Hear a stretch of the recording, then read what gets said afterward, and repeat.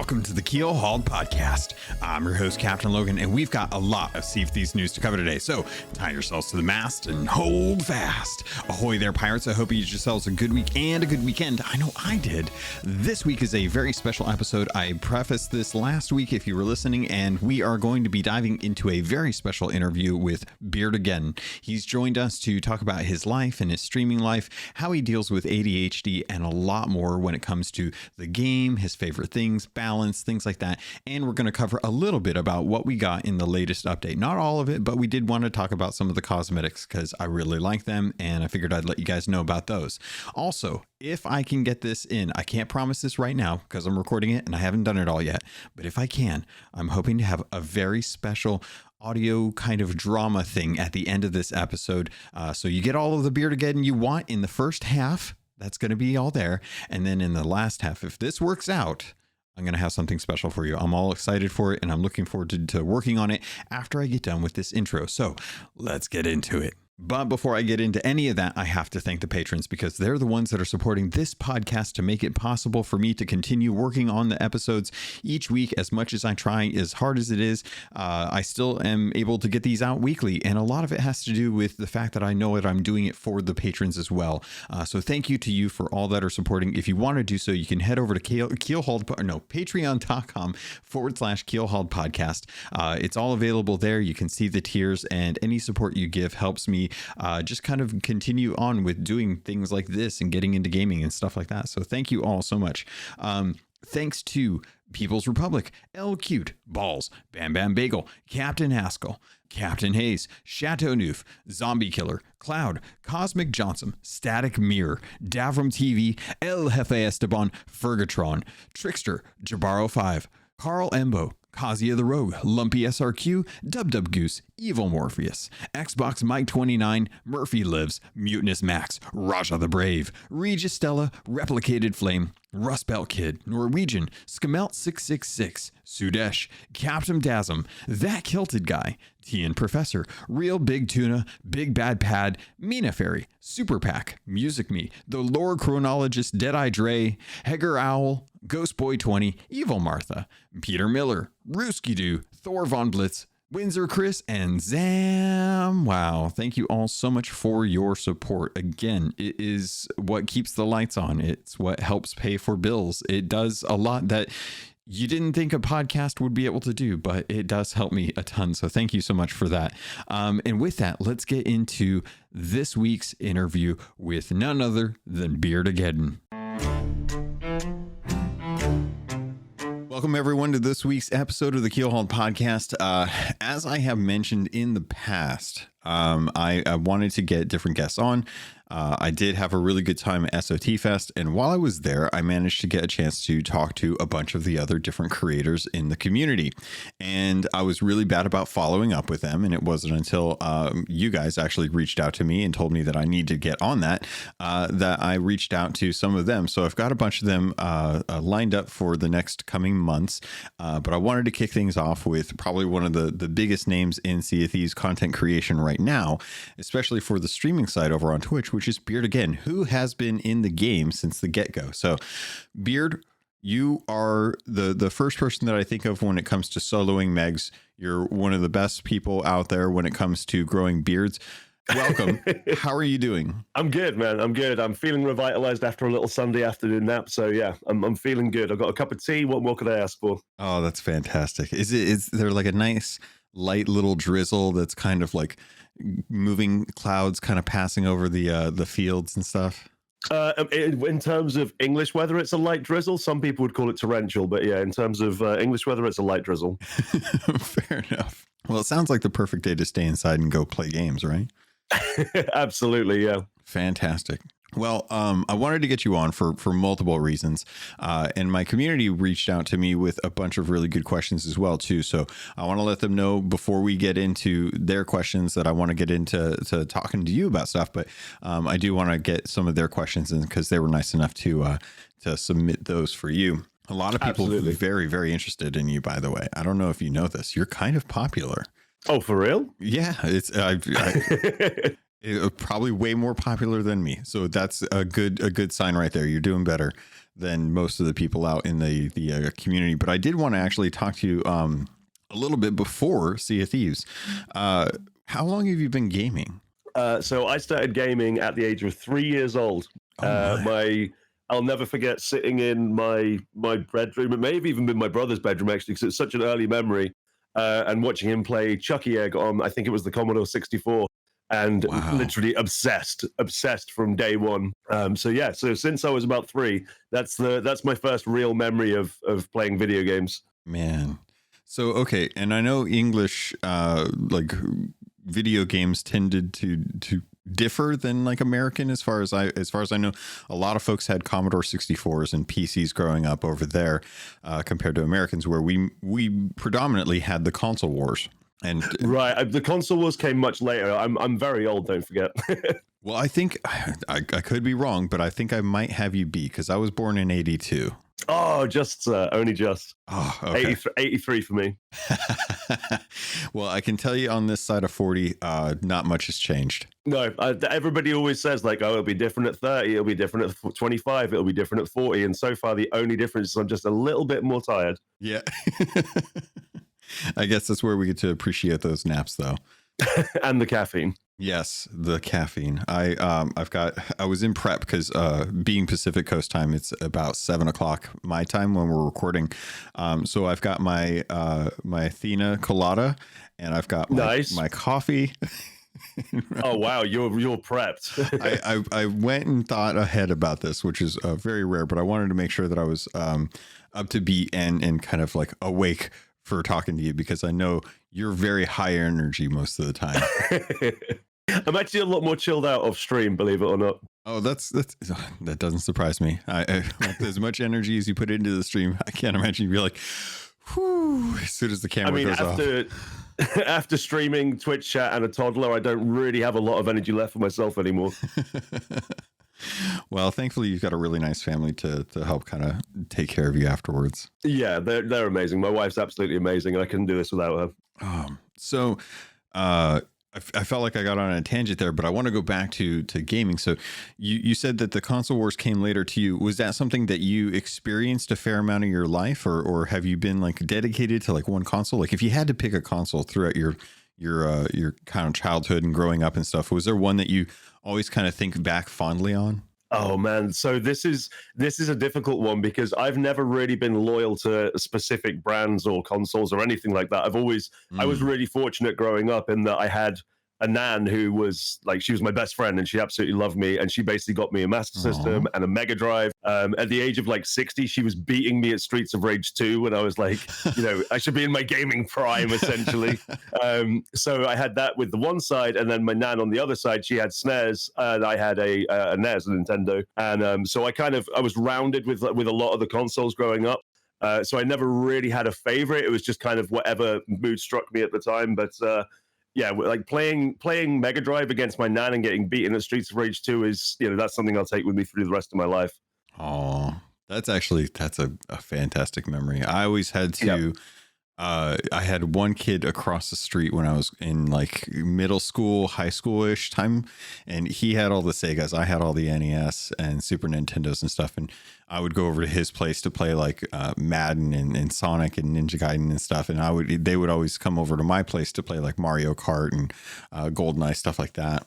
It's a good cultural exchange. I like it. Yeah. It was. There was a little tension, obviously, like we always felt like ours was the best. So we were always kind of like, oh, well, if you want to come over and play Mario Kart, I understand. And they'd be like, okay, well, that's fine. If you wanted to actually play a console that had more than 3 buttons or all that fun.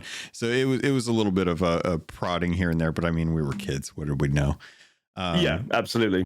So I wanted to kind of talk to you a little bit, kind of growing up then, because obviously you haven't been streaming your whole life. So when did streaming get introduced into your life? So I'm actually just coming up to my 8th year. It'll be 8 years on the I believe it's the 14th of November. I created my account around the 7th, and then I did my first ever stream on the 14th. And incidentally, a very weird coincidence, I actually just found out that the first ever playtest for Sea of Thieves was the same day that I did my first ever stream. And it's kind of like seeing those two paths kind of come together and cross has been really cool. The more I've spoke to the developers and stuff, and they've kind of told me the journey they've been on, and obviously I've been on my own separate journey, and now seeing it all come together is very cool. Oh, that's so interesting. That's so, like, of all the days, I know, right? It's crazy, man. Okay, so in that case, like, let's get into a little bit of life as Beard is kind of growing up, because obviously you've been married for a while, you have a kid, you got your dogs and stuff like that. So what was it like kind of getting to the point where you had created your account, you decided to stream? What was the conversation like with your wife to kind of decide on like how that was going to work? So she's always been incredibly supportive of everything I've done. Like it doesn't matter how silly it is. Like I have ADHD, and I tend to kind of go off on tangents quite a lot. And one day I'll want to be a streamer, and one day I'll want to be a DJ, and one day I'll want to be a professional athlete or whatever. And whatever I decide to do, she's just always right there in my corner. And when I said about streaming, she was like, "Look, if it makes you happy, just go for it, like whatever you want to do. If it makes you happy, then brilliant." That's so funny. That's and for those that don't, most of you probably know, but Puzzle is your wife. Yes, that's correct.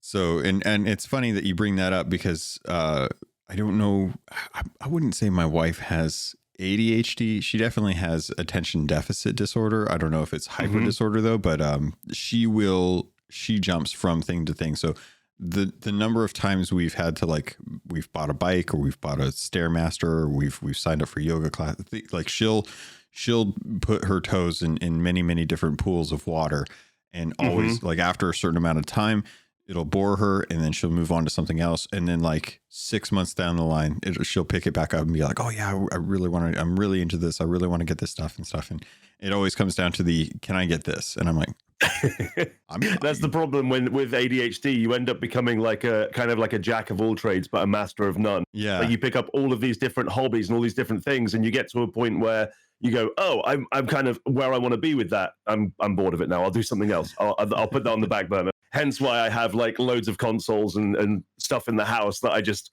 haven't played in months, because I keep getting distracted by new shiny things.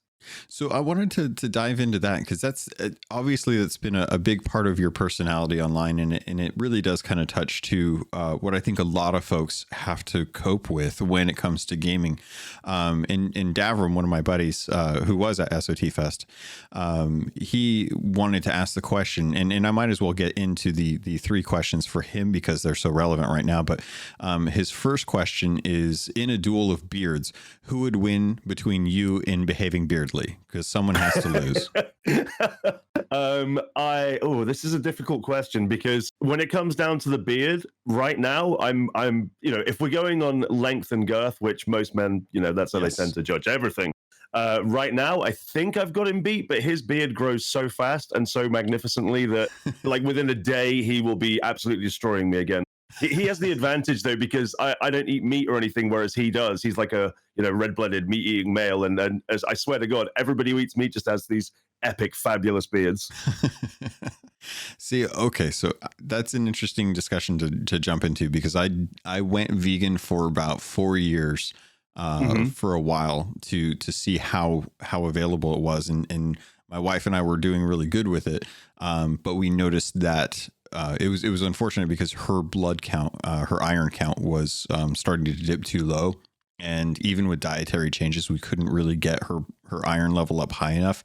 And we were wanting to donate blood, or not blood, but plasma. And we couldn't quite do that if we were below our iron count.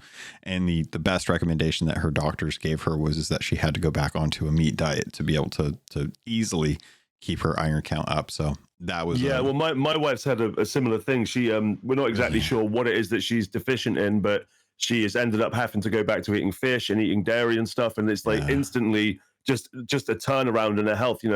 a lot of people say that being vegan is bad for you or whatever. And I don't think it necessarily is. I just think that it's, for some people, they just can't live that lifestyle. Like it just won't work with their bodies. Yeah. And I think that was kind of the case is we had a really good time with it. It was really nice. We found some really good restaurants and stuff, and wasn't really an issue, but it was just one of those weird situations where it was just like the health started coming into question, and I was fine with it. It didn't seem to bug me, but then again, I avoid doctors. So whatever issues I was probably having, I didn't notice on the surface. So it was totally fine for me. Yeah, I get it, dude. So with Beardly, I have a follow-up question from Davram, and he asks, on a scale of 1 to goat, how strong is the bromance? Between me and Beardly or between me and Boxy? I mean, let's go with Beardly first. So Beardly, it's actually an interesting story. Beardly and I have never had a rivalry or anything like that, but both of us have admitted to each other that before we met, we were kind of like, I'm probably not going to get on with this person very well. And I'll never forget, like the first day we met, as soon as I met him, he came up and he gave me a hug, and I'm a hugger as well. Yeah. And it was just after COVID, and like, you hadn't really had any physical contact or anything with anyone for ages, and things were just going back to normal. And then to meet this lovable northern gentleman who comes up and gives me a hug, we sit down and start having dinner, and one of the first things he starts talking about is how much he loves his wife, and because we got chatting about family and stuff. Yeah. And it was at that moment that I was just like, I'm going to get on with this guy very, very well. Like we both have a really similar outlook on life. We both, we're both family men. We're both pirates with beards. Yeah. And Beardly and I, I only met him last year. I think we met. And we speak to each other most days now on the phone or via Discord or anything like that. So bromance with Beardly is very strong. And obviously with Boxy, I mean, out of 10, out of 1 to goat, I would say it has to be goat, right? Yeah, I would hope so. It's really great. Don't tell him I said that. No, that's fine. This is I'll edit this out, I'm sure. Roger that. I'll definitely remember that. So that takes us to the serious question, which is, as someone who has ADHD, what are some things you can share that you've learned to help you be so successful in content and gaming others, and gaming for others with ADHD who may be interested in content or struggle staying focused playing Sea of Thieves, with so much downtime with sailing around? That was the most hyper-focused ADHD question I've ever been asked, and I love it. That was so specific. So I always knew that I had ADHD. Like it was something that my parents kind of knew from a young age. But in the 80s, the doctors were kind of like, we know there's something wrong, but we don't know what it is. Do you know what I mean? Like it was very much new. And I only got officially diagnosed with it about 10 years ago.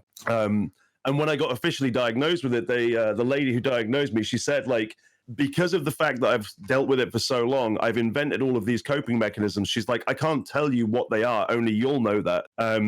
And personally, I still don't really know what they are. The one thing I can say is that when it comes to stuff like content creation, or when it comes to making music, or whatever it is that you get into, you can really use ADHD as a tool to help you with that, because you can take that hyper focus and you can really put all of your energy into just one thing that you absolutely love. And that's, for me personally, I think if I didn't have ADHD, I think that I would have probably ended streaming a long time ago, because it's that keeps me fixated and keeps me focused and keeps me wanting to keep doing it, basically. That's really interesting, because I know from watching your streams over the years, it always feels like you're one of the few people who can have a high skill cap for playing Sea of Thieves, and you're able to actually maintain not only your ship and keep something in the back of your mind, like this is how many holes I have, this is the flow rate, this is how much water I have roughly about this much amount of time before I need to do a bucket to be able to keep my ship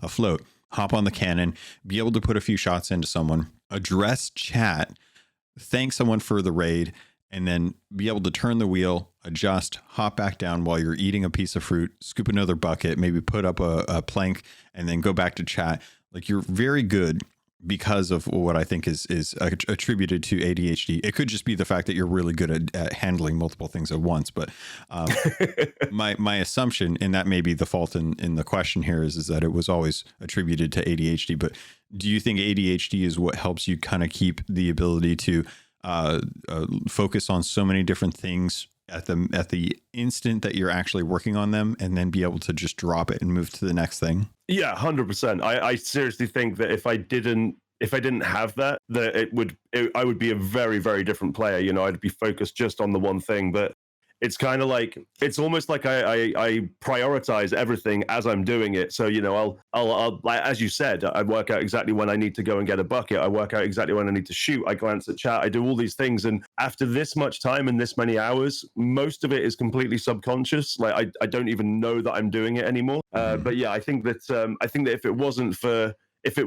for the way that my brain works, I definitely wouldn't be able to do all of the things the way that I do them. And that kind of brings me into the question that I've been wanting to ask you since you started streaming Sea of Thieves. What made you decide that you wanted to take on the Hungering One solo with a chicken aboard, naked? What did make me decide that? I think it was just being a glutton for punishment. I think it was literally just, I kind of, at first I overestimated my own ability to play the game. And I was like, I wonder if this can be done. And then I remember reading, I think it was Mike Chapman was saying, like, we designed this so that no one would be able to do it without a crew. And I went, well, now I have to try it. Like this has to be done. And the chicken, I don't know where the chicken came from. And I don't know why I did it completely naked. I don't know why any of that stuff happened. I'm sure there's probably some people who do remember why that happened. But I just specifically remember spending 45 minutes of my life in absolute distress trying to defeat that thing. So for those that don't know, this was something that was put out on Twitter as a challenge, and the lovely Deadly Daily, who's now working over at Platonics, was one of the CMs over at Rare. She posted the tweet that she wanted to challenge anyone to see if they could actually kill the Hungering One solo, naked, keep a chicken alive on board, and defeat it without any additional help. And the trick back then was that you needed 5 crew members to be able to actually summon it. And the trick was you found a galleon who was nice enough to carry the tune from Sharkbait Cove over to the little section between what is now Thieves Haven and Devil's Ridge. Back then it was just we just kind of knew they were shaped islands. We didn't really remember the names back then. And you decided to take it on. I remember you thanked them. They sailed off, I think in a fairly far distance, just to kind of keep an eye on things and see how things went. And then you spent the next 40 minutes working on bucketing, shooting, trying to keep this chicken alive, all while not wearing any clothes. It was glorious. I remember. I always remember when it finally died and I just glanced up and saw the chicken was alive. And I don't know if I acknowledged it out loud, but there was just a moment in my head of, thank God the chicken's still alive. Not that I just beaten this thing solo, but I've done it. I've kept the chicken alive. That's what matters. Falcor will still be my friend. That's fantastic. I did want to, I guess it falls in line with some of the questions that I want to ask. So let me jump into some of the other stuff. So Big Bad Pad wanted to write in and said, if you weren't streaming Sea of Thieves as your main game, what would you be streaming? So before I streamed Sea of Thieves, I was really, really big on survival crafting games. DayZ, Stranded Deep, Subnautica, The Forest. An interesting side note about this, actually. So I was speaking to Chris Marlowe at it was either Sea of Thieves Fest or EGX. I can't remember where I spoke to him. I think it was Sea of Thieves Fest. And I turned around to him and I said, the thing that I love about Sea of Thieves is that it's this player-driven content that you don't really see in other games where, they literally just put you in this world and the players make what goes on. And I happened to say to Chris, it really reminds me of DayZ. And I've never heard anyone else make that comparison. And he kind of looked at me like taken aback a bit. And he went, do you know why we started making Sea of Thieves? And I was like, well, no, why? And he was like, we saw DayZ and we wanted to make that kind of experience in another game, but we didn't know where to take it. And we ran through all these ideas. And then eventually we came up with Sea of Thieves. But that was the idea that DayZ was a huge influence for Sea of Thieves, and DayZ also happens to be the game that I started out on. So that's funny. Yeah, that's really interesting. Yeah, I remember I've had a good conversation with Chris, and he had talked about him. It was Andy, Shelley, and I think maybe Mike might have been brought in a little bit later on, but they were just toying around and playing with the prototype of what Sea of Thieves was, and just kind of in that Unity form and how they had to build it together and how they were just They were tossing every possible idea they could in there just to see what stuck and what felt good. And then just kind of moving forward with that. Gosh, it probably would have been about 8 years or so ago when they started that off. And so to get into Pad's other questions, he says, while streaming Sea of Thieves and other games being your job, what do you like to play off stream, and how does your play style differ between the two? So I basically for a long time, I didn't play any games off stream, and I just played video games for my job, and that was it. And I was trying to think of something that I could do in my free time, because I was devoting all my time to streaming, and then I was devoting all my time to the social media side of it as well, and I was never giving myself any time, and it kind of made me like a little bit sick mentally for probably a good year. I was like trying to get out of this rut of like, what am I going to do? And then I just turned around one day to puzzle my wife, and I was just like, I love video games. Why don't I just start playing games again? So I went and bought a PS5 so that I could play Final Fantasy, which I should have just got a PS4 for, because obviously there are no good games on the PS5 right now. But that's kind of moved me on. So I then got a Nintendo Switch, and then I've just recently got a Meta Quest. Sorry, it's an Oculus Quest. I refuse to call it Meta. Oculus Quest. That's fair. And I'm playing. I'm really into a lot of VR games at the moment. I'm so jealous. And I've actually, dude, Half-Life Alyx, man, so good. Oh man, I've been really. I almost pulled the trigger back in August before the price hike came. I was so close to pulling the trigger on that, but I'm like on this press. I've like there's a fence and there's two dogs on either side in me, and one of them is barking Oculus and the other one is barking PSVR 2, and the one that's barking, I get it, PSVR 2 is just a little bit cuter than the Oculus one, and I'm waiting for the PSVR 2, but I've been wanting to get into VR. The biggest issue is that I've got these big honking glasses on my face, and I'm so hesitant to jump into the Oculus, because I know I'm probably going to have to spend the money on the better headband, on the prescription lenses, and after all is said and done, it was like what would have been like maybe a $300-$400 investment was looking more like a $400-$500 investment. And that's exactly what happened to me. Yeah. And so that was where I was like, okay, well, let's look at the power of the Oculus Quest 2 versus the PSVR specs. And I was like weighing the two, and I'm like, all right, if I'm going to end up spending $400 or $500 for one of these, regardless, I've already got the PS5. I know the studios that are making the content for that game, and I'm hoping that they'll eventually start porting some of the stuff from like the Oculus and the Steam Link stuff and all of that over to the newer headset. I'm gonna wait and see how things go, and I'm that's where I'm at right now. Yeah, it probably makes a lot of sense to wait, to be honest. There's a lot of headsets coming out that they're going to offer a lot more bang for your buck, basically, because VR is still quite young, really. Oh yeah. Which is nuts, because the history of it has been going on for the last 30 some years. Yep. I remember when I was a kid, I had I don't even remember what it was called, but it was a little headset that you would hold up to your face, and you just had a left, right button, and there was a racing game, and it was basically like a little tiny sort of taste of VR back then. Oh, crazy. And it was crazy, man. I really can't remember what it's called, but there was a load of them, and it was essentially just like a Game Boy that you held up to your eyes directly, and you kind of got immersed in this little world. It was great. Oh my God. I remember getting a chance to play what was it? It was the Virtual Boy. It was a Blockbuster. I don't know how I convinced my parents. I somehow managed. It was probably because I'm an only child, and they felt like they had to do something to kind of keep my attention. Otherwise, I'd drive them insane.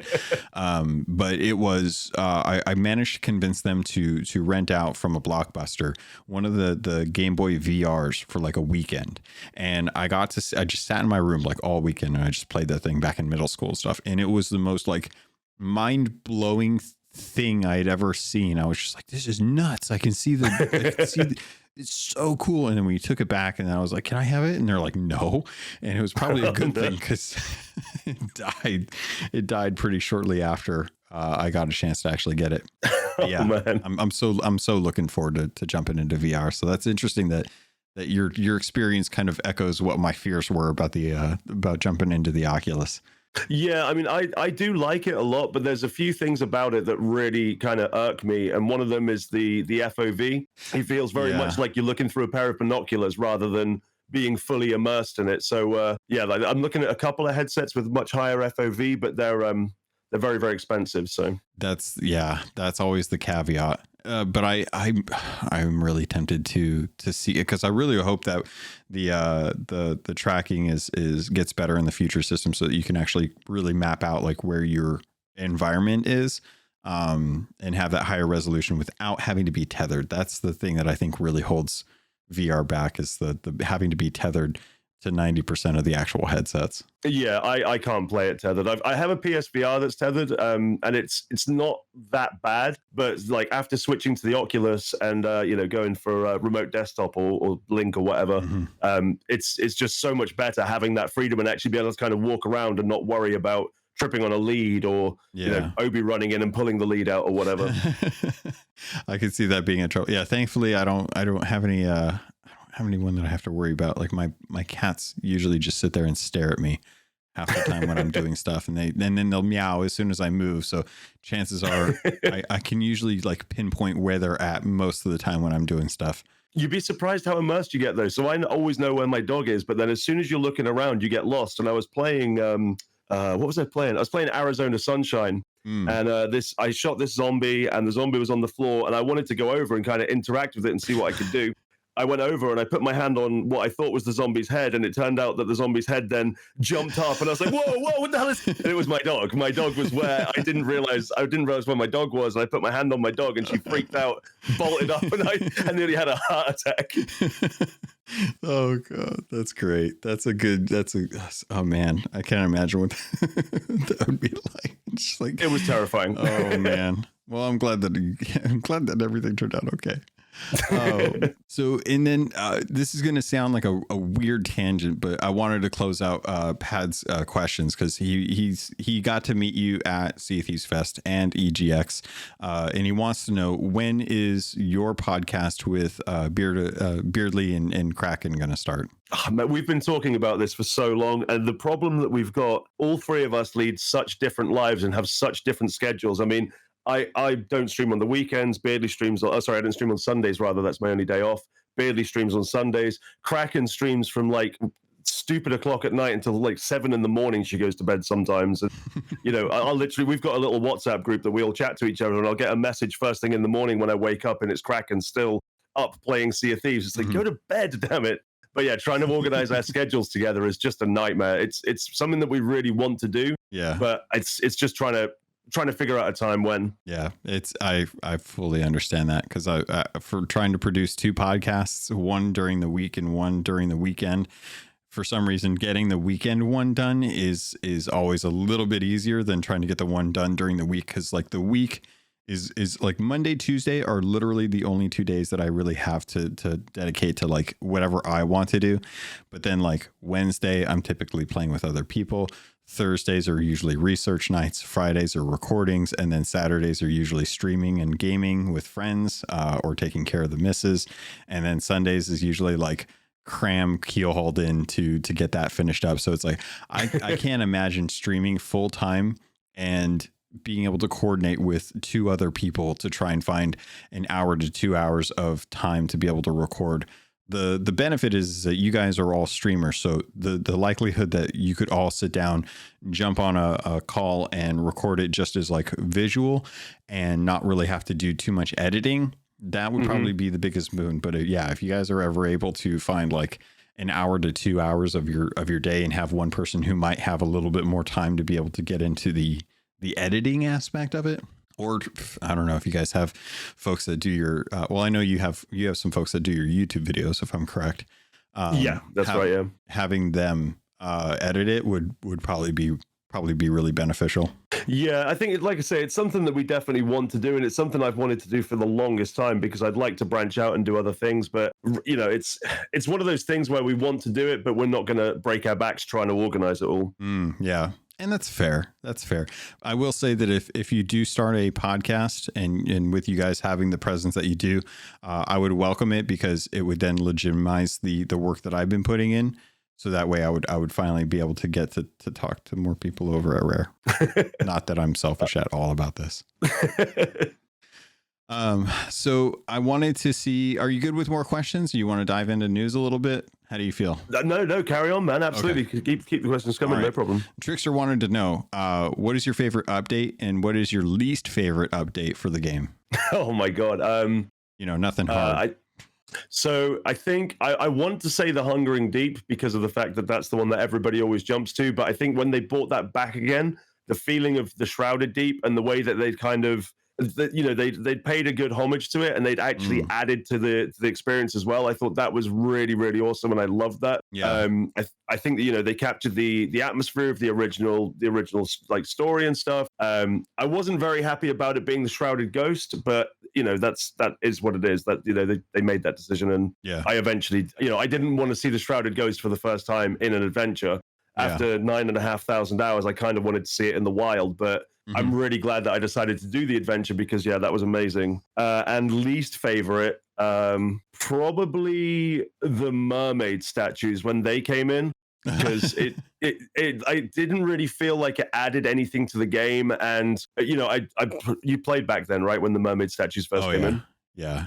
So the game was, I'm not going to pull my punches. The game wasn't in a great place back then. There was a lot of problems with stability, with hit reg, with everything just didn't quite feel right. And then when this update came out, and everyone was really excited because I think we were on 3 monthly updates back then. So after 3 months, we get this update, and it was the mermaid statues that didn't really add anything to the world. That was a tough time. That's funny that's the one that was probably your least favorite. I would argue that I think the skeleton thrones were the ones that I liked the least, and it was all just because of you have to shoot yourself up to Marauder's Arch, and I'm like, this is the most painful thing I've ever had to do. And then they repeated it when they told you to go light the beacons for one of the Festival of the Dam events, and you had to go fire yourself up to Crooked Mass, and I was like, I hate this so much. But it's funny that you picked the Mermaid Curse statues one, because that was the first update where I started to question Duke the Dark Lord's intentions, because I didn't. Oh, okay. I was like, why is this dude asking us to go destroy statues? What's up with these statues? Like, these things don't seem to be doing anything. If you go near them, they hurt you. So obviously they don't want you around. So why are we destroying them? And why do they want the gems?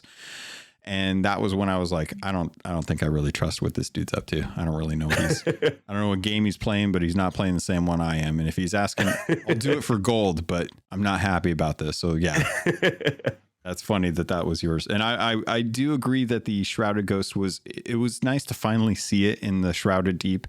I was hoping that this was Rare kind of giving us a mea culpa, and that after Shrouded Spoils back in 2018, just before 2019 rolled out, they gave us this update and they're like, go out and kill all the Megs. And we're like, awesome. I've been playing the game since beta. This is fantastic. We're going to be out there killing hungering ones and other stuffs and cool. And we're going to sail into fog and we're going to find the Shrouded Ghost. And now in like the year of 2022, I'm like, God, if I ever see this thing, I can die happy. And I thought it was one of those things where I was like, oh, as soon as they do the Shrouded Deep, they'll be able to give everyone the one little tick just to be able to complete the Shrouded Spoil, or the Shrouded oh my God, I just blanked on it. Shrouded Spoils. Yeah, Shrouded Spoils update, where all of us who haven't gotten the Shrouded Ghost still have one little checkbox and 50 doubloons to cash in on that we can't. Because Rare has decided that it has to be a chance encounter. And I was like, I just want to close. I just want to have the checkbox. That's all. That's all I want. Not asking for much, man. I just want to clear out that one little thing so I can sit there and that I say that I finished all of the 2018 content and I can finally move on to the rest. But no. So that was, but it was, I do think that if the game had been a little bit, tightened up a little bit, there weren't the weird kind of glitches with, catapulting ships into the sky. I do think that the Shrouded Deep was a fantastic update. I thought it was really surprised me on just how much they decided to really kind of lean into the Hungering Deep. And that was one of the things I think a lot of folks that have been playing since 2018 really enjoyed, were those really big kind of momentous events that took us out somewhere, had a really fantastic experience, and then brought us back and just let us kind of like live in the moment of the glory that was the like the Curse Sales or the Hungering Deep kind of event. Yeah, for sure, man. Yeah. Ahoy there, pirates. This is the ad for this episode, and I did want to let you know if you wanted to avoid these and just get a regular filler, you can head over to the Patreon. There's a special feed just for patrons that get the ad-free version. If you want to keep listening, though, I can't say I blame you, because this week I want to let you know about Loot Crate and getting 15% off of most crates and crate subscriptions when you use the link and code RobotsRadio in the show notes. Also, you can head over to audiobooks.com, get your first 3 audiobooks for free, and that can include any 2 VIP books, or use the affiliate link for Green Man Gaming. If you're a PC gamer or you'd like to save money on games, it's one of the benefits of being a PC gamer. Head over to Green Man Gaming. You can get codes for Steam, Epic, any of the different stores that they have deals going on. They have deals going on all the time, and if you plan on buying there, please consider using our affiliate link. All of that goes straight to me through the network. Thank you all so much for everything that you do to support this podcast. It means the world to me, and I continue to try and improve the quality and the content for you. With that, pirates, let's get back to the show.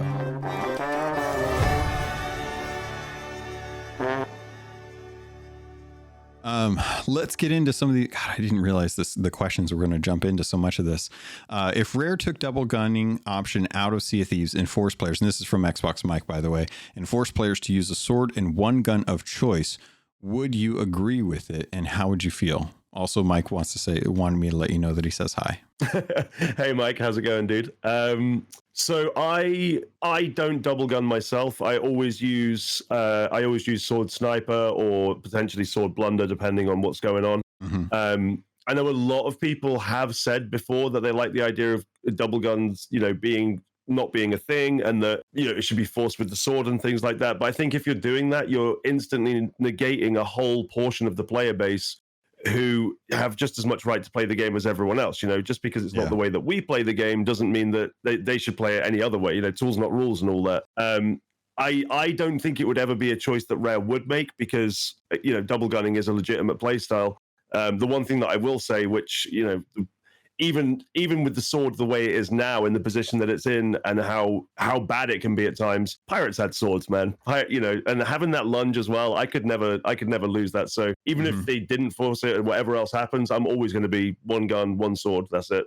I'm right there with you. I don't think they'll take it out. I think it would be a way to fix a lot of the issues that I've seen. I know Boxy would probably get really upset about it, but I've always been of the mindset that I want to use something that doesn't require ammo, because you can't always guarantee that there's going to be ammo somewhere close. And if I called it back in the day, but if you hear that dead man's click, there's a reason for it. And I never wanted to be in that position. So I always have run with it. That, and I've got the Ferryman's Cutlass, man. It's still, it's my favorite sword. It's so pretty. It is beautiful. So I just don't feel like I could give up with that.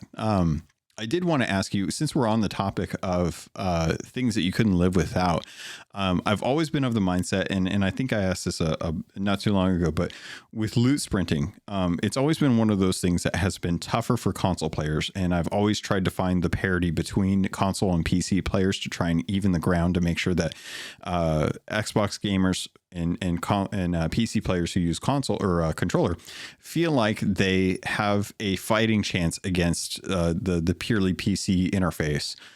Do you think that there's a huge disparity between the two interfaces for PC gamers that use mouse and keyboard, or Xbox users that use mouse and keyboard, and people that use controller in Sea of Thieves? I think it comes down to individual skill sets, really. I mean, there are definitely things which make it more difficult to play with controller. But I watch a lot of like kill montages on YouTube and stuff like that. And some of these guys on controller, like, they are insane. Like, some of the kills they get, and some of their sword kills and stuff are just absolutely incredible. And I remember I was actually fighting a crew a little while ago, and I don't even know why I asked them, but I said, "Oh, are you on Xbox or PC?" And they were like, "Oh yeah, we're on Xbox." And I was like, "You guys have literally just been destroying me in close quarters for the entire time of this fight," and all of them were using controllers. So I think a lot of the time it does boil down to individual skill sets. But yeah, there's definitely some things that are easier keyboard and mouse just for having, all the extra buttons and things like that. That's pretty much where I'm at with it. I feel like when I'm playing on PC, I can get quicker access to items that I for all intents and purposes, if I'm using my Xbox, I have to assign those to different paddles or something like that, or I have to rely on the Elite controller to tie to like fruit or weapon swapping, hopping, things like that. Whereas with controller or for mouse and keyboard, it's as easy as having just a thumb on the space bar. And yeah, absolutely. That, I don't have to think about like, okay, which one's my jump button or something like that. Cause I typically run with my jump on my R3 button.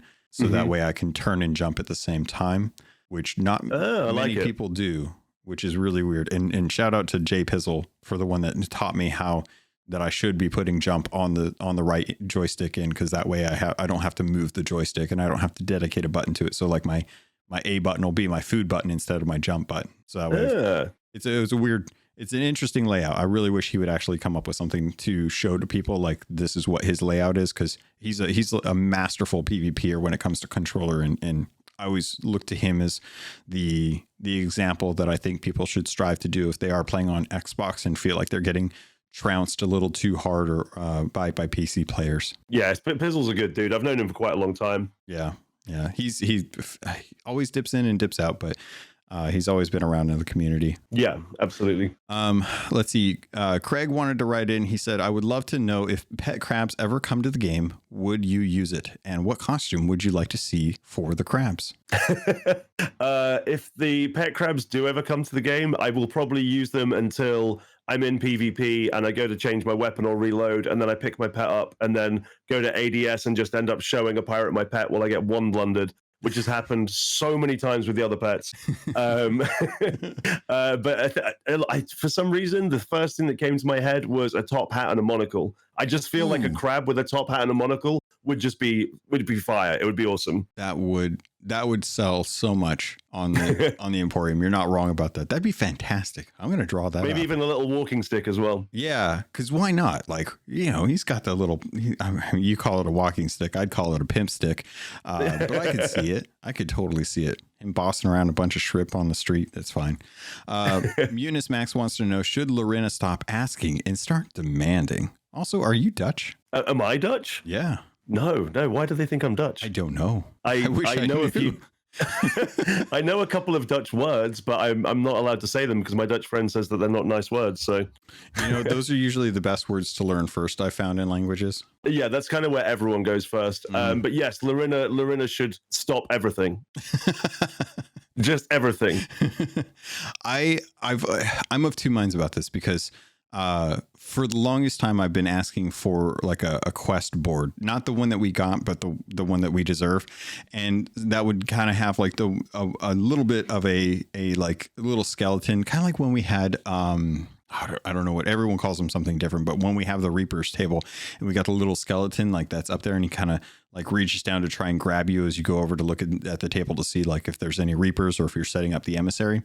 I always wanted to have like I guess, or like the Curse Captain from Pirate's Life, Tall Tale 1, when he's aboard when he's on the mantle, or not, is it mantle? The plinth? I can't remember what it's called. A little bit above the door to the Sea of the Damned Tavern. Yeah, I know what you mean. I always thought something like that would be really fun to be able to kind of showcase like where new content is. And instead they gave us Lorena, which is fantastic to have someone kind of in person to interact with. But with the most recent adventure, she actually started addressing us and then having contextual conversations to say like, oh, good, you're here. Hey, by the way, Belle wants to talk to you. She's over here. And then that kind of kicks off the start of the adventure. I think if they're able to push it a little bit further, just a couple more steps down the line where they're actually able to address us and have that contextual conversation with the knowledge that, hey, we've already been dealing with past adventures. She's up to date with what's going on and she's calling us to that.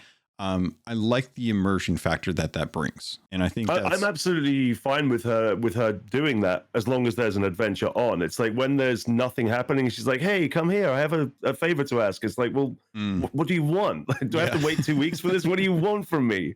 Yeah, no, that's not a bad point there. And then I'm trying to think if there was something else. No, okay. So we've got a couple other questions here. Let's see. Matthew wants to know, I would like to ask what his favorite moment on Sea of Thieves was. And I think we might have addressed that a little bit. Oh man, the problem is I get asked this question a lot, and there's so many amazing moments that it's really hard to pick one and say, that would be my favorite moment. The one that stands out right now is when LD and I were playing together, and somebody took the Fort of the Damned key and they hid it in the spikes in the Shores of Gold. And LD and I spent an entire stream, probably about 2.5 hours, just gradually creeping our way through the spikes. LD figured out a way that we could get down there, die, and then get through the spikes and just keep basically relaying the key back and forward. And eventually we finally got it out after about 2.5 hours. I will never forget, like, my chat was just elated. Like, usually people watch me for PvP content or for trolling or whatever I'm doing, but this night everybody, the whole of Twitch was just invested in this adventure we were on. That's so funny. I love those kind of stories, because it's always been, actually it's probably been since like the original forts, where I had like a 3-hour adventure up in the wilds, where it was literally like it was one of those games of attrition back before we had like the backpacks, and everyone spawned in. You had like 100 cannonballs, 100 planks, and then like 50 bananas, and it was just one of those situations where we were at a fort, we were constantly killing, we were constantly doing it. We managed to get the fort key. And it was one of those situations where we had sunk the other crew. So we knew that they were coming. And it was before we really knew about like where we could hide things in geometry and stuff like that. So I'm sitting here with this fort key, and I'm using my other hand to kind of like swim out into sea, just hoping I can get far enough before the sharks chomp me.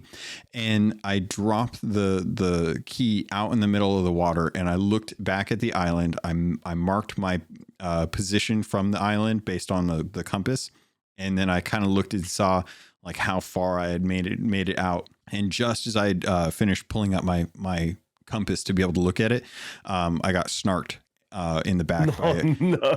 And at that point it was a race back to the fort to see if we could find it. And we got there, and this was, it was me in a galleon with my buddies. There was one really, really like confident sloop, and then 2 other galleons. And we were slowly coming in, and then we sailed around, we waited, and we couldn't find anything. And then we left for a little bit. We went out into the shores, and I really don't know how this thing stayed afloat that long, but we went out into the Shores of Gold. We sailed around there for probably about a half hour. And then we decided it had been enough time. It had cooled off. We'd let everyone else go to the fort to try and find the key. And then we eventually came back. And I kid you not, that key was still floating out in the water. I don't know how, but we managed to find it back before there was any real good glint on anything that was like out in the water. So we just happened to like stumble upon it, knowing that it was in a general vicinity in the water. And we got that loot. It was a 3-hour mess. And it was probably one of the best events or little adventures that I had in the beginning of the game, because we had committed so hard to this one fort when we probably could have made so much more money doing anything else. But it was so worth just having that small little victory. And I have no idea how that fort key stayed afloat for so long. Those are the best moments, though, where the adventures happen and you've got no idea how one part of the adventure played out in order to get where you got to, basically. Yeah, exactly. It's those things that I think that really makes Sea of Thieves so interesting. Well, that surprisingly enough, I didn't think we'd actually get through it, but we managed to get through all of the questions that came in. Awesome. Some of them we've already kind of answered in the past. So hopefully folks, you got your answer one way or the other. But I wanted to bring up some of the stuff that actually came into the game, because, I don't know about you, but this latest adventure for me, has probably been one of my favorite adventures I've ever done in Sea of Thieves. And I'm a huge lore buff for everything that happens in Sea of Thieves. So having this adventure was something that really kind of spoke to me. It gave me everything that I wanted as far as like going and talking to my Sea of Thieves waifu, and then going and visiting Pendragon, my favorite character, and then finally getting some resolution with Stitcher Jim. It was everything I could ask for. And the only thing that I really ever thought was something that I would have liked to see in the future is if there was a way to prevent the tornado that shows up for the Herald of the Flame for being something that everyone could see, just so that if it were pulled into an instance, like if you had to jump into a portal to go do it, I think it would have taken out some of the immersion, but I think it also would have helped kind of make sure that you aren't creating this little ship queue where 5 or 6 ships are all stuck in a row waiting for them to get in next in line to be able to finish off the Herald of the Flame. But I wanted to ask kind of what were your sort of thoughts of that? Have you done it? Have you had any qualms with it, or what were some of your favorite things that happened with the Herald of the Flame adventure? So I really loved that adventure. I loved the atmosphere of it. I actually really enjoyed being out in the raw without the volcanoes going off. It was nice to be able to appreciate the scenery without being a pain being there. But of all of these adventures that actually happened, every single time there's an adventure, I always hear the same thing. People are spawn camping me. People are doing this. And I've always been like, look, I play this game a lot, and I'm not saying it isn't happening to you, but I'm never seeing this. So it was kind of weird for me to be like, hear all these people complaining about it, complaining about toxic players and stuff, and then never experiencing it. So when the Herald of the Flame came out, the first ship that I came across was a brigantine, and they literally started hurling abuse at me straight away. Started sinking people who were there. This guy called James showed up, and he was, bless him, man, he was so lovely. He literally turned up on a sloop and he was like, "Hi guys, what's happening over here?" And I was like, "Dude, get out of here. Like, you do not want to be here right now. This is not something you want to be involved in." So he's like, "Well, what's happening? I just want to do the new adventure." I was like, "Bro, please try and get out of here. I'm trying to deal with these guys." So anyway, this crew sink me because they managed to get on board. They anchor me in their broadside. There's not a lot I can do. Yeah. I spent the next hour and a half fighting these guys. And I think I sunk them 3 times after this. And I basically made myself gatekeeper to try and stop anyone else getting screwed with. And it ended up that they sunk to me for the 3rd time. And all of a sudden, the island cannon started firing. And I was like, that's weird. Why is the skeleton shooting at nothing? I realized that it was one of the guys testing the island cannon to see if he could get me. He then comes out on a rowboat. And I'm like, why is this guy trying to board me? So I line up my cannon and I pop a shot at him from absolutely miles away. It connects, and I was like, "Is that going to kill him?" And then all of a sudden, there's just mega keg explosion. I was like, "Yep, this guy is dead." So it ended up that they came back again for another time, and it happened that 2 people from my stream were on another sloop that had been getting spawn camped by these guys earlier on. So we chased them down. We ended up sinking them. I managed to help everybody out. This guy James managed to get his adventure done. I managed to get mine done. Everything was fine and dandy, and everything was good. But it made me kind of realize a lot with these adventures that I never wanted the servers to be separate. I never wanted PvP, PvE to be separate in any way, shape, or form. But I think with adventures and with anything lore-based, as you're taking, there's only 5 ships on the server. As you're taking one ship out of that player pool and they're not getting loot, they're not engaging in adventures with other people, like outside of the adventure itself, I would be absolutely fine with everything being instanced from now on. And if you want to go in with another crew and do that, and you can alliance up, then take them in the instance, brilliant. But I think if people are doing an adventure, I don't see how it benefits the game to mark on the map that there's people here who are just trying to do lore-based stuff. Yeah. I guess that Rare have got their reasoning for why they're doing it, and we haven't quite seen it yet. But whatever that reasoning is, it doesn't resonate well with me, to be honest. Yeah, I'm 100% in your corner in this instance. I wish there was for me, because I love the lore so much, it's integral to what I do. I've always wanted to see a way for people to be able to continue playing through the story when the story is no longer relevant. Like I want to have that context for folks that want to understand the world, that they don't want to have to just go and watch a bunch of videos or listen to a bunch of podcasts to try and catch up on the story. They want to experience it for themselves and they want to have that opportunity. I've always wanted to have the adventures kind of stored somewhere so that if folks wanted to hop onto a server and just play through the adventures and just have a time of it, they could, and that would be the way that they could at least just experience the story. And then, when they're done with the story, they just come back to the natural Sea of Thieves and be able to do that. But I didn't experience any really, like, I would say formidable spawn camping or toxicity when it came to the adventures until a hunter's cry. And that was a situation where I was trying to maintain a sloop solo so that Davram would be able to go onto the island, have time to be able to like process what's going on, to be able to experience it. Because I'd already done it. And the first time that I did it, it was completely, consequence free. I had a really good experience. Everyone there was ready to jump on and experience the story and just be there for the adventure aspect of it.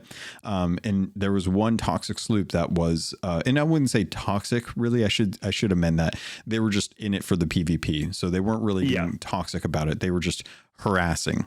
And that was one of the situations where because I had to deal with our ship, I probably should have just let the ship go. I probably should have let them sink it and then we just sail it back in.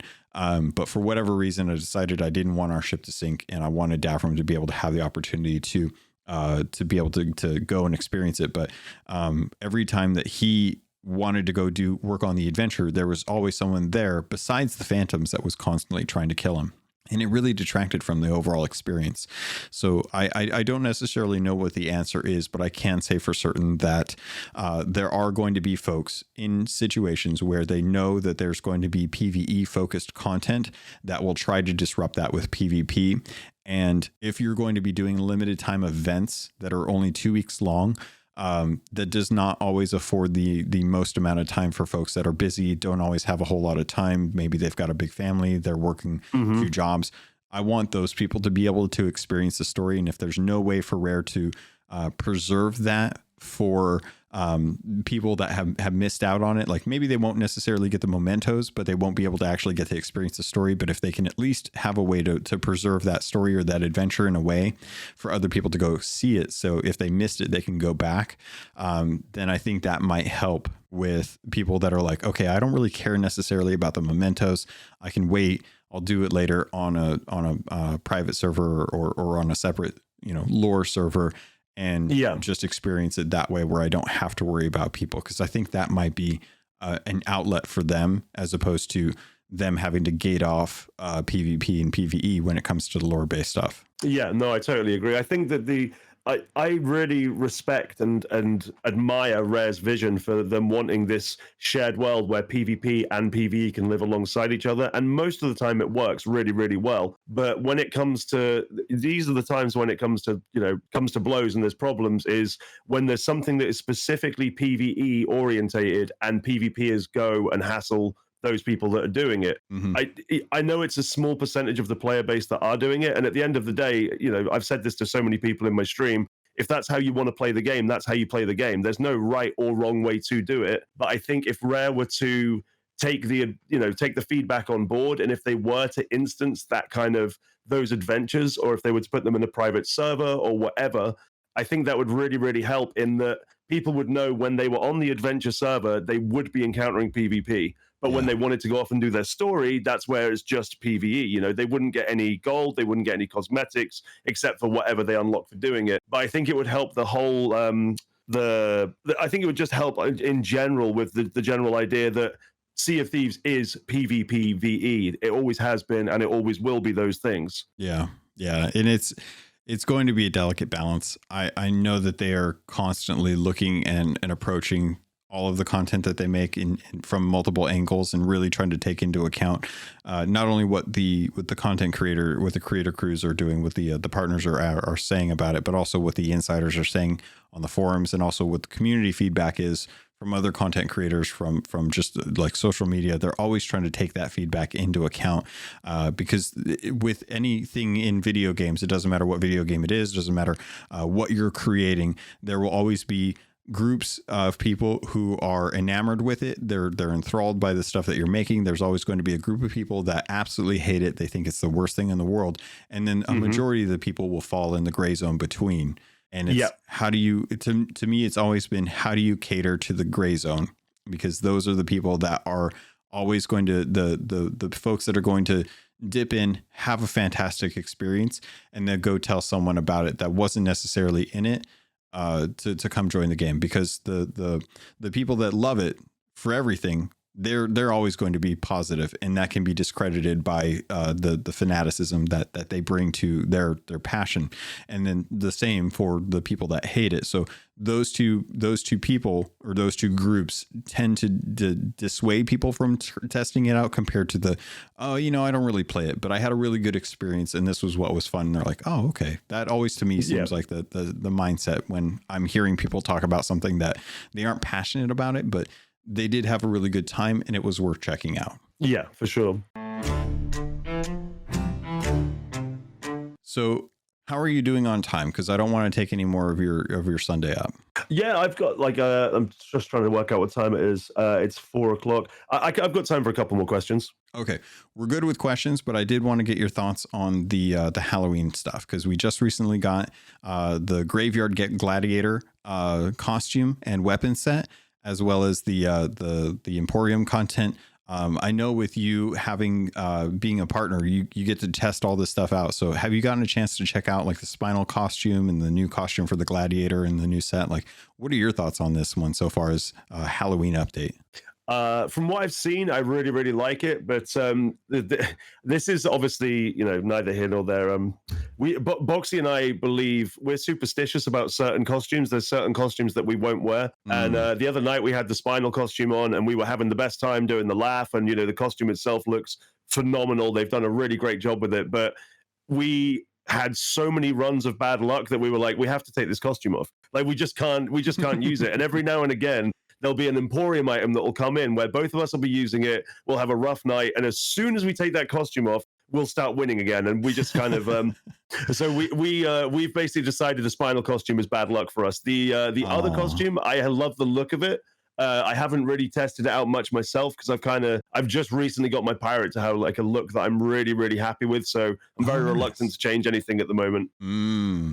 One of the perks of a costume, at least in that situation, you don't have to. True. Well, for now, you don't have to go in and change out every little piece of stuff to be able to get his look. That is one of the things, because I have two looks. I have my pirate, and then I have the Pendragon cosplay that I do.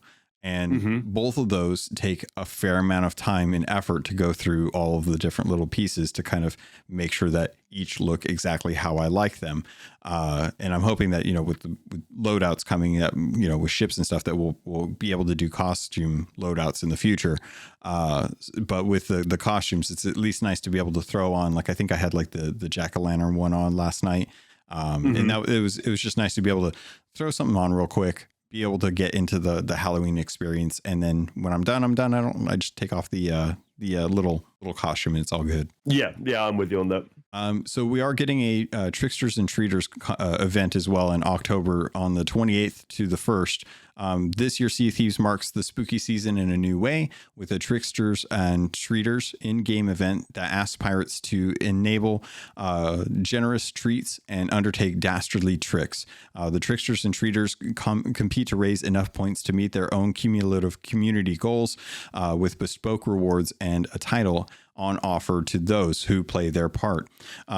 This is something that we've had some folks worried about events going away with adventures, that there's not enough time to be able to have an event, but also have adventures and mysteries in there.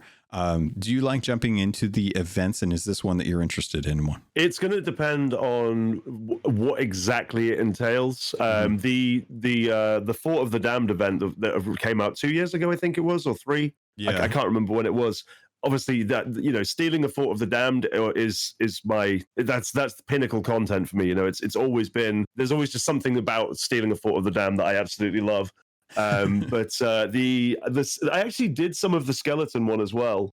But I've only recently, despite having 9,000 hours, I've only recently got into the PvE side of Sea of Thieves. So it's quite cool because it's like it's opened up a whole new game for me where all of a sudden I'm trying to work on commendations and, trying to work on getting all my original commendations complete. So, if you'd have asked me this a few months ago, I'd say, if it's PvE, probably not. But now, yeah, I most likely will spend that week working on whatever it is I need to work on. It's really funny looking at your chat when you're streaming and you're working on PvE content and they're like, hey, when are you going to go PvP? And you're like, I'm just going to chill for a little bit. We're going to work on some commendations. And they're like, it's just, I can see the chat just slow down and they're just like, oh, he's just going to do PvP. It's funny because you've built up a brand. You've built up an idea of what people have when they come to your content and watch your what you're working on and stuff. So it's been really funny to see you kind of be like, no, we're just going to do some digs, guys. And they're like, yeah, it's great as well okay? Because since I've changed up and since I've started playing like this, I actually realized that I don't want to say that I'm playing the game the way that Rare intended it, but at the same time, it very much feels like this is how Rare intended this to happen. You're working on your thing, you're getting your loot on your ship, you're organizing it all, and then somebody might come along and attack you, and you're then defending your loot. And again, it's that player-driven narrative of other people dictate how your playstyle, how your session will go, and other people sort of, they push the content on whichever way they're going to push the content. And I love that about Sea of Thieves. Yeah. So yeah. It's like I'm playing a whole new game. That's fantastic. That's how I really enjoy seeing things traverse. Like I was working last night, I was sailing with some friends. We were working on the cargo crates in the Roar because obviously now's like the best time to be able to do it. And there was one really confident grade 5 Reaper sloop with DA sails, and we're like, okay, they're serious. They're probably sweats. They're probably going to come in here. And then there was another galleon, a grade 5 Athena galleon out in the Roar with us. And the two galleons, we never like converse, we never change or cross paths. Like we just kept going to different islands and doing different things. And we never really got into each other's business. And we saw this Reaper coming into the Roar and we're like, okay, who's he going to go after? And they started going after the grade 5 Athena. And we're like, perfect. They're bait. We've got rum bottles. Let's go turn in like our 3 sets of stuff. And as we're sailing, they were north of us, and we were a little bit west out of like Morrows, and we were sailing over to Ancient Spire to do our first turn in because we figured that would be the furthest away from the Reaper, would give us the most amount of time to be able to get these rum bottles off our ship. And the grade 5 Reaper saw the Reaper, panicked, drop sailed, and just booked it south with the wind. And as they crossed our path well before the Reaper did, and they were just like, they kept shooting south towards like Ashen Reaches, and like right about the time that we were heading towards Ancient Spire, the sloop was crossing in our aft, and they were maybe like, maybe they were probably still within cannon range, and we're sitting there, all of us on our spy glasses, like on the back of the ship, like looking. You could probably see like it looked like headlights to the sloop, a bunch of like little glints in the distance, and we're like sitting there like, are they going to turn? Are they going to turn? Are they going to turn? And the sloop just kept going, and we're like, really? They just gave up a grade 5 merchant for a grade 5 That sounds Athena. that sounds like a Reaper sloop with DA sails to me. Yeah. So it was so funny to think like this could go really wrong really quickly, and we may have to abort because it was either like we keep sailing or we stop at Ancient Spire, and if we stop at Ancient Spire, we're gonna have to deal with a fight, and at that point it's like we're trying to calculate like the damage lost to the cracked rum bottles at that point. But I love when you have those sessions where it's like it's a little bit tense all the time, so it kind of pushes you to be like, all right, you should really go turn in, because you can see that grade 5 Reaper coming in, and you don't know if they portaled, you don't know if they worked their way up. Sometimes if you're not paying attention, all kinds of fun stuff like that always happens. But yeah, man, it's having those moments in Sea of Thieves that really bring some of the joys to, I think, all of our stories in it. Absolutely, yeah, for sure.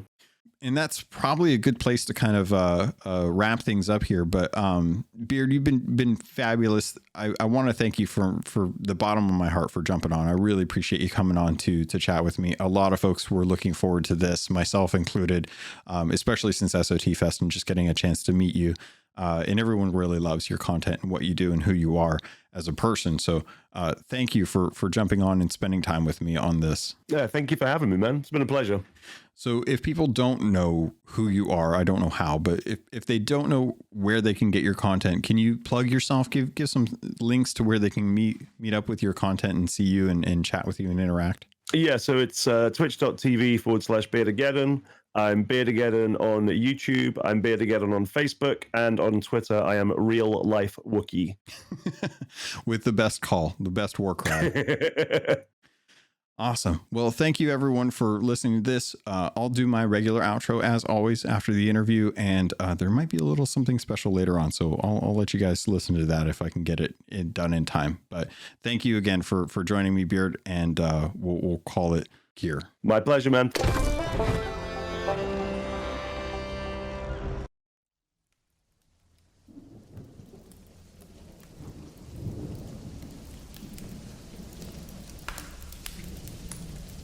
Greetings, and welcome to this episode of the Tales of the Damned.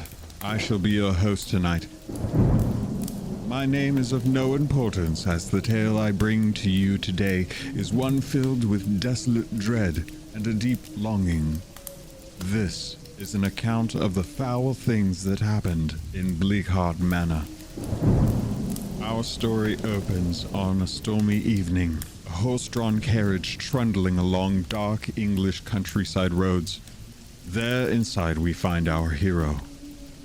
An ordinary gentleman of fair complexion and neatly combed down hair, wearing a simple suit. He was on his way to the estate that would be his home for the next 6 months, as he had agreed to take on the post of doorman. He knew of the place. The village he grew up in was located nearby, and many there would do odd jobs around the manor. In a way, it seemed a rite of passage for him to do a stint in the old house, especially if he wanted to put his education to use and to climb the social ladder. He needed to start somewhere, and where better than here.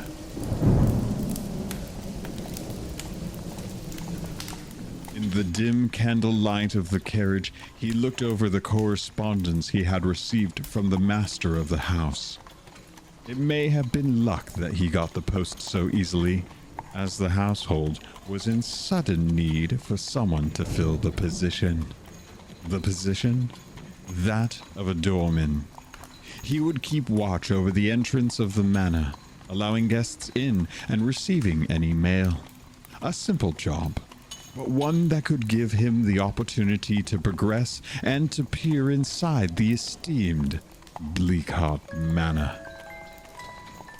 The carriage jolted as the wheels moved from uneven dirt to stone pathway, marking the beginning of the causeway. The journey had been long, and it was now nighttime. Combined with the storm that had clearly settled in for the night, he could not get a good look at the gardens as the carriage approached the house. All he could make out was the unfamiliar shapes of trees, with their branches jutting skyward, barren of leaves. Even the manor itself loomed imposingly on the horizon, brought to the fore by flashes of lightning as rain pelted down. Welcome, you must be Simon. A finely dressed older gentleman reached his hand out as the door of the carriage swung open. He was sopping wet. It is a pleasure to meet you. Now, I apologize, but we must be swift. Allow me to show you to your accommodations and to your post. The man assisted Simon with alighting from the carriage, and in taking out the large suitcase and other belongings that Simon had brought with him. Led by the elderly men, they rushed through the deluge and toward a small wooden hut that stood near to the manor.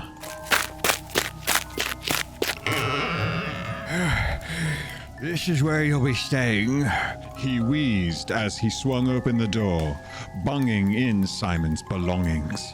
It may not be much compared to the main building itself, but it keeps shelter from the elements. May it in time feel like home for you. Simon inspected the room with a cursory glance. He could see that there was a bed, a desk, and a small section for a rudimentary kitchen setup, most notably space for a kettle. A candle was lit for him, and he was ushered into the room proper. I must be leaving you for now. I will give you a full rundown of your duties in the morning, the man said briskly, already a foot out the door. There was no time for Simon to respond. Instead, he took to giving a proper appraisal of the room and gave a small sigh. It was a start. He reached into his travel case and fished out a leather-bound journal and some writing equipment and set them down on the desk, pulling up a chair and sitting down as he removed the contents. The hut creaked as the rain pelted down on its wooden walls like impatient fingernails on a wooden desk, and in the distance, low bong. Then another. And then a third. Where was that coming from? Overcome by curiosity, Simon rose from his seat and went toward the door. Another bong. As if entranced, he stepped out of his quarters and into the night. Guided by this invisible force, he walked steadily toward the manor's large wooden entrance, a faint light peeking out from the door that was ajar. He opened it and entered into the foyer. A single candle lit the space, held by a figure that stood at the base of a large staircase. His hand reached out as he approached, but the figure paid no mind and ascended the stairs. Unable to move, he watched them take step after step until they reached the top and stood at the balcony that jutted out. They turned. The candle went out. A bolt of lightning lit the room for him to see more clearly, but there was nothing to see. The figure had gone. Thunder grumbled outside the walls of the manor. All went black. The morning sun rose, and Simon had rested briefly on the stiff bed, pondering what had happened for a moment before a dull knocking came at the wooden door, snapping him to his senses. He was less dressed than he had been last night, the briar clothes hanging on the back of his chair in a poor effort to dry them, and clothing from his luggage was strewn about. He stumbled over them on his way to the door. It was the master of the house, prompt as one would expect of someone in their position. Simon quickly made himself more presentable before answering. Once again, let me welcome you to Bleakheart Manor, Simon, came the conservative and wiry voice from the older gentleman. I would like to ensure you have an understanding of your duties. Additionally, I would like to give you a brief tour of the grounds. Although you may not find yourself leaving your post often, it would do you good to understand the magnitude and splendor of the manor yourself, so that you may best serve it. Now, if you would follow me. Simon took an apprehensive step out into the courtyard, getting his first proper look at the house in the light. It was a lavish building made from a blend of oak and stone, rising 2 stories high, a bell tower on its western wing, and large ornate windows. The entrance was quietly striking in its contrasting simplicity. A single stone pathway leading to an imposing wooden door that was set into the house, creating a small entrance cubby that guests may congregate underneath before entering or to escape from the rain. The courtyard spread out opposite the entrance into a neat collection of uniform hedges and flower arrangements before being boarded off by an iron fence that kept the darkness of the surrounding forest out. They entered into the foyer of the manor, the same room that Simon had been in the night prior. He could recognize the rough shapes of what he had seen then, but now seeing them in the daylight allowed for him to get a better understanding of the layout. The large staircase started at the left wall and wound its way up to the furthest wall, up to a small balcony that gave way to a corridor and a single doorway, which Simon noted was painted an odd hue of red.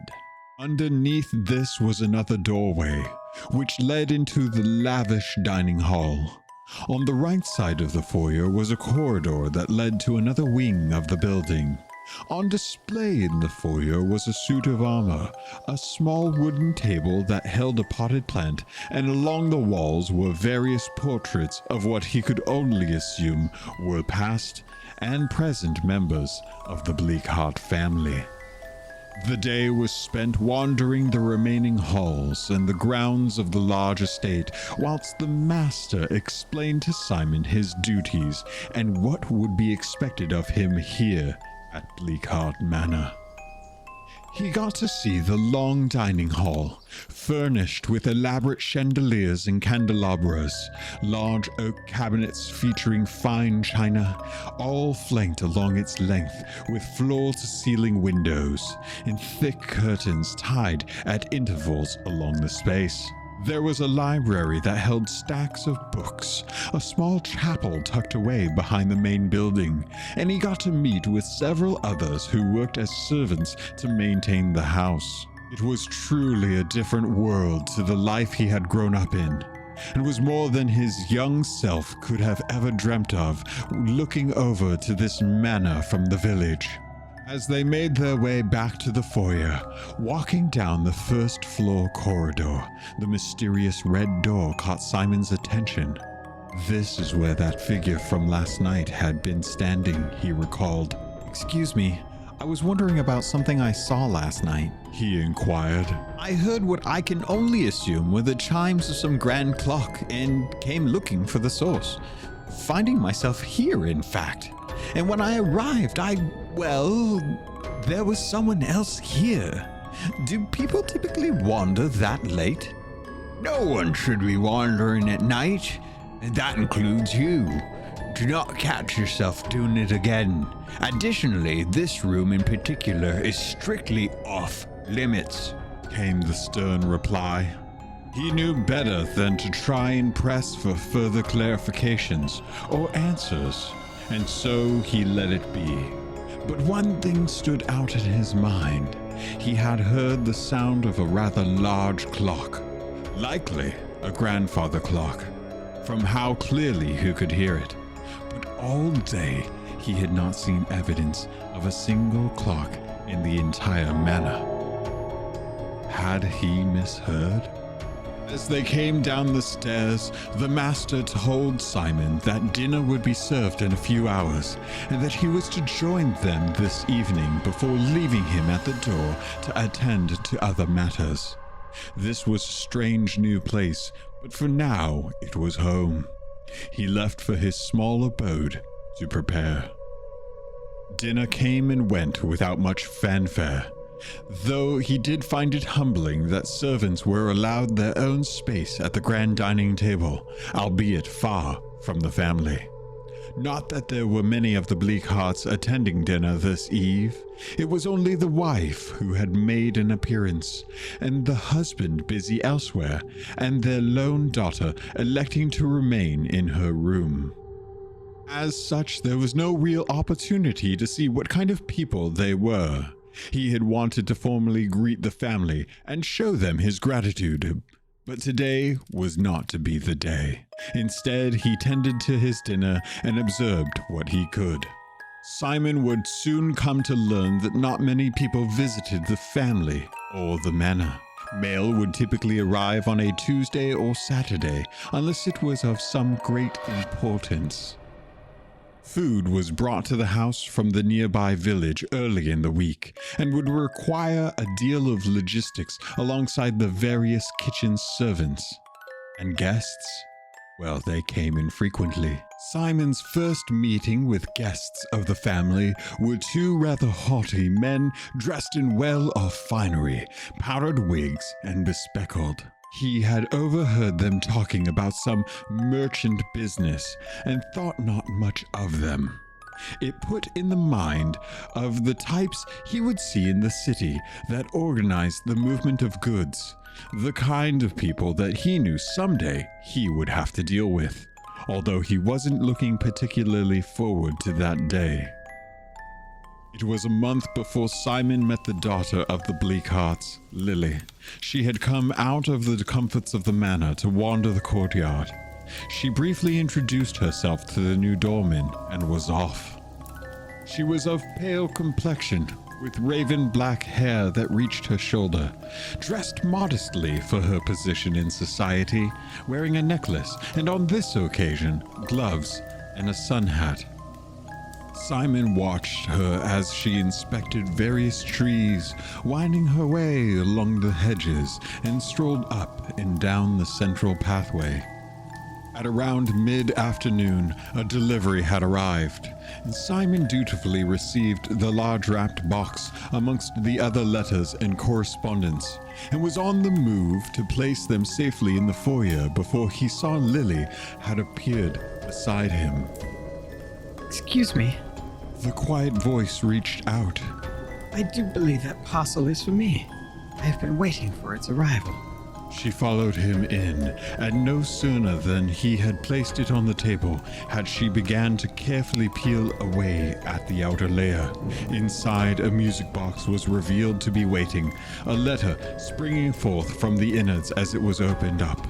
Her face lit up with joy as she took the letter and the music box and retreated to some place in the homestead. Simon would later find out that the parcel was a gift from her traveling lover, a bosun by the name of Brennan. He had written about it previously, and she had become so enamored with the description of it that she wrote back that she simply needed to see it in person. It was also his first time learning about her engagement to a man of the sea, that he would be gone for long periods of time, but that the love between them never waned. On his last visit, he had produced the ring to her and made his intentions clear about wanting to spend his life with her. At first, her parents were not so keen on the union, seeing as he could be gone for long stretches of time. They would rather her marry some stuffy, stately gentleman, the typical kind of coupling furthering both estates' fortunes. It took some convincing, but they came around to the idea when he told them of his intentions to take on one more voyage before settling down with a steady job on dry land. Some time later, after they had gotten to know each other a little more, Lily would share with Simon a locket that meant the world to her. Although she treasured everything that her lover gave her, there was one thing in particular that she kept close to her heart at all times: a tiny silver locket with a swirling insignia. Within it, she claimed, was a picture of him, and though Simon never saw it for himself, he would catch glimpses of moments where Lily would produce it from around her neck and look at it with a deep admiration. In the weeks after that meeting, Simon would hear the sound of the music box in the evenings being wound and played out, then wound again and yet again. In the late hours of those nights, he thought he would hear voices chattering in the darkness around him, emanating from the manor. Soft sobbing would follow. It unnerved him greatly. His only recourse was to try and focus on writing in his journal and remembering the delicate sound of the intricate little music box. Some nights, it was difficult to resist the urge to take a candle-lit look out into the garden to investigate the dancing shadows he caught only glimpses of from the corners of his eyes. A few days later, Simon was making his way from the library located on the first floor, having gotten permission from the master to borrow a few books. As he passed across the balcony toward the stairs in the foyer, he heard the faint noise of the music box playing out its somber tune. It was coming from the room behind the red door. He stood, entranced, staring at the door. His hand reached out for the handle. All that seemed to exist was him, and the door, and the music box's song. The door swung open, and out came a portly man dressed in a furred evening robe, silk pants, and slippers. He seemed confused by Simon's presence and regarded him briefly before closing the door behind him. "Who are you?" he demanded. I'm Simon, sir." "Simon?" The man regarded him for a moment. "Do you have business here?" "No, I was just returning to my post with some reading material for the night." "Oh, are you our latest doorman?" A flash of a smirk. "Stop lingering here, then. Off you go." The gentleman gestured to the stairs, insisting that Simon move on.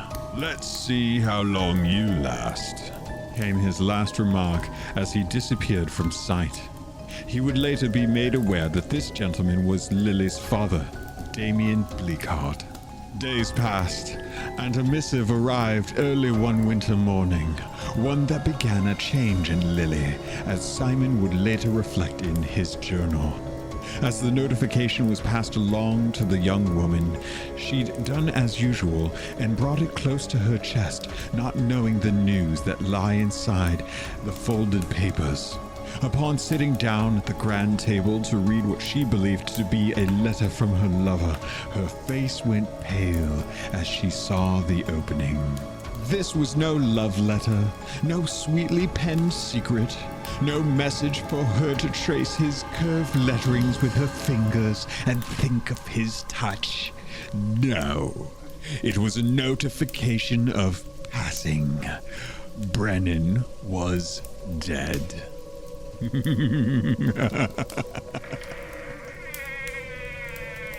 And that is where our story must come to an end for this evening, dear listener. How did reading the news of her lover's death change Lily? What is Simon really hoping to find in Bleakheart Manor? Won't you join us next time on Tales of the Damned for the chilling conclusion?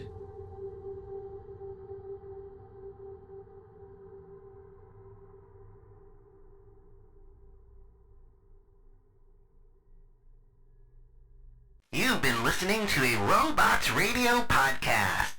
Smart shows for interesting people.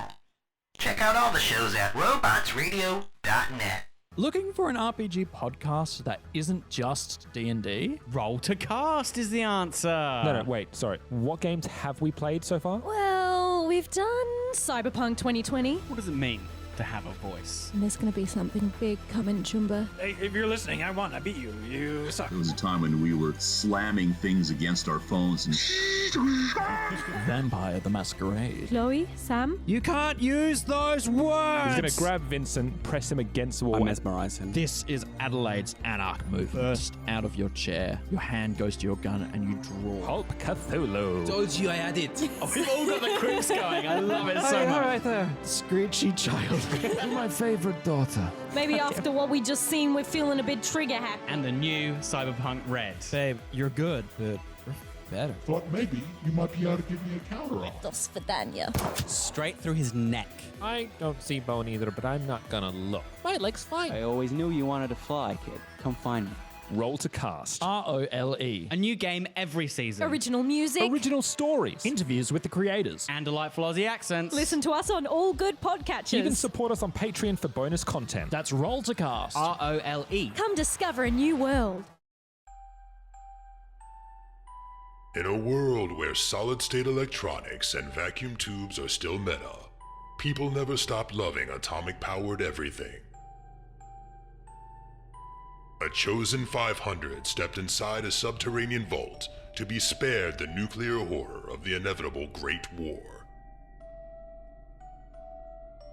25 years later, they emerge after the fallout settles to retake Appalachia. Among them, 2 former rivals whose blood feud will tear West Virginia apart in their epic struggle for survival. Chad, a vault bro who has a strength of 15, an intelligence of 2, and is a complete wasteland dickhead. Simon, a complicated anti-hero who chooses light and hope, but accidentally becomes a cannibal and wakes up naked and afraid with a Scorchbeast queen after a date goes terribly wrong. What? I mean, it's a wild wasteland, right? This dark humor radio drama will have you driving off the road and crawling out from under the fallout. 2 men, 1 wasteland, and so many nukes. Chad, a Fallout 76 podcast, rated R, now streaming on your holotape player podcasty thing.